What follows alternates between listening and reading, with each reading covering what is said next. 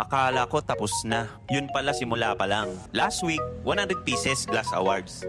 Triathlon event. Pagod buong team. Pagkatapos namin mag-deliver, sabi ko, okay, pahinga muna tayo.